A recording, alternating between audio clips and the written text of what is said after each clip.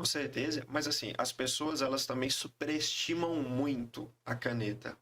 Ela não faz nada sozinha. Pelo contrário, quando ela é utilizada de forma inconsequente, ela pode trazer risco. E muitas vezes a pessoa ela vive naquele fluxo, naquele ciclo de efeito sanfona.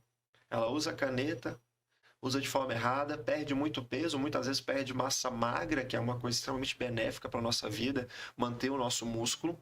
Ela perde os nutrientes, começa a cair cabelo, fica doente. E aí ela para de usar, volta a comer, volta a ter os hábitos errados, ganha peso de novo, e ela vive nesse fluxo de efeito sanfona. Então, o medicamento não é o vilão. Pelo contrário, ele é uma ferramenta.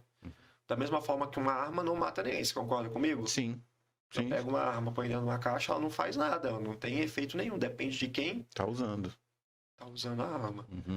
Então, hoje nós temos medicamentos muito seguros, nós temos medicamentos muito potentes, que inclusive, na minha humilde opinião, em um futuro próximo, nós não vamos ter mais cirurgia bariátrica.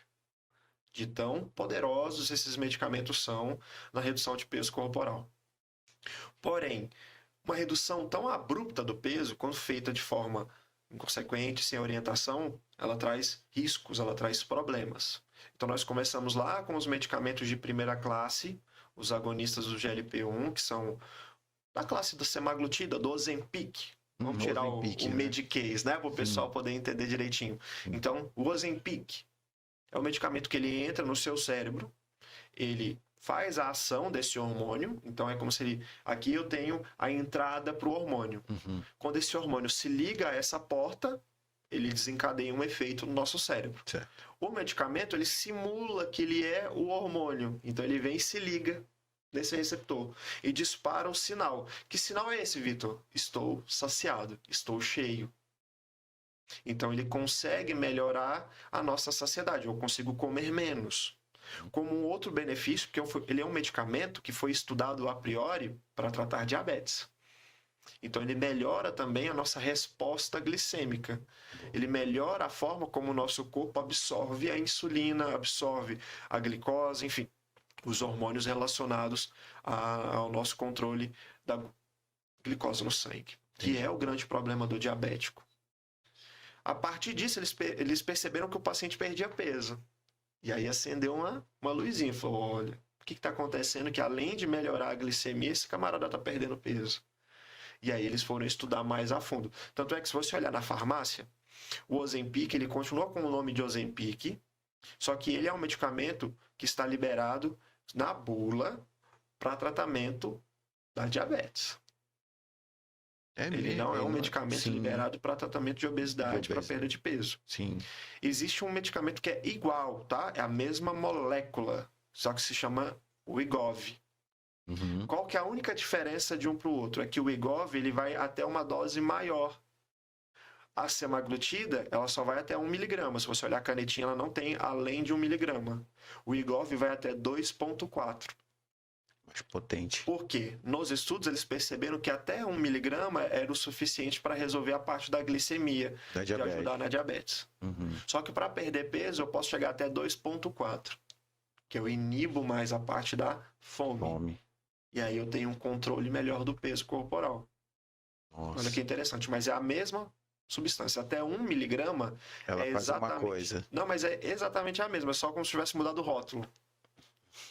Só que com essa de 1 miligrama ela é menos potente. Ela é menos potente no sentido de que ela chega numa estabilização. Então, qual que é o rito, qual que é a sequência natural da utilização desses medicamentos? Eu começo com uma dose baixa e a cada 4 semanas eu aumento essa dose. Então, no caso da semaglutida, eu começo com 0,25 miligramas e a cada semana eu aumento 0,25. Certo? Certo. O que acontece? O nosso corpo ele se adapta. Então, a dose que eu utilizava no começo já não tem mais o efeito. Já não tem mais a inibição, principalmente do apetite, porque tem vários mecanismos ali que acabam compensando.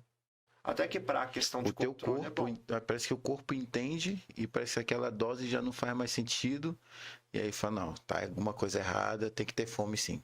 Exatamente, basicamente isso. Nosso corpo ele se adapta. Aí tu aumenta a dosagem para dizer tipo, não tô com fome não, volta para cá. Perfeito, para você ter um tratamento a longo prazo. Porque pensa comigo, um grande obeso, uma pessoa que tem que perder 40, 50 quilos, não é um processo rápido. É uma gota no oceano, né? Eu preciso Pra de ele. tempo, eu preciso de meses, É. eu preciso de ano para ter uma mudança consistente, com qualidade, sabe? Então, esses medicamentos eles acabam ajudando bastante nesse sentido. Uhum. Só que qual que é o problema? Tinha muito colateral, Pois é.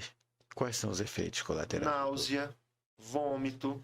Só que aí não é um colateral puro, é um colateral muito relacionado ao seu hábito. Porque pensa comigo, eu tenho um medicamento que está dizendo o tempo inteiro para o meu cérebro que eu tô cheio.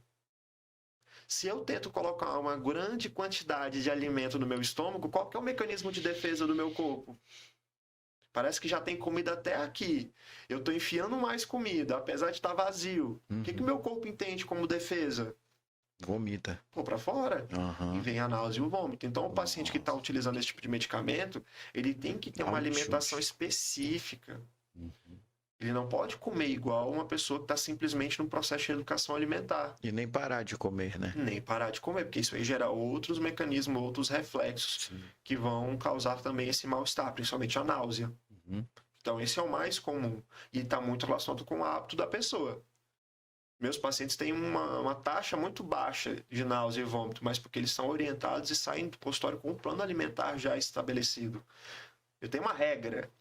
O pessoal às vezes gosta muito de regra. Então, anota essa regra aí, ó. Comer pouco várias vezes. Comer pouco várias vezes. Porque aí você não tem essa distensão do estômago, o seu cérebro tem menos estímulo para ter náusea e ter vômito. É claro que associado a exercícios, né? E tudo. Tem né? que ter o exercício físico para poder ter o estímulo e preservar a massa magra, para acelerar o processo, porque muitas vezes as pessoas querem emagrecer por comer pouco. Isso não é bom, isso não é saudável e você não mantém isso no longo prazo. Agora, se você emagrece comendo o mínimo e gastando muita energia, olha aí que diferença. É um processo muito mais tranquilo, é um processo muito mais sustentável, é um processo muito mais saudável. Eu gosto muito dessa palavra, Uhum. saudável. Porque emagrecer a qualquer custo não é saudável. Doutor, eu tô há 4 anos já, não, 2 anos na academia. Eu perdi 5 quilos em 2 anos. Aí eu fico, porra, 5 quilos só? Só que aí eu vou olhar o corpo e eu tenho um pouquinho mais de massa já. Né? É um processo. Exato. E é esse processo que as pessoas não têm paciência para esperar.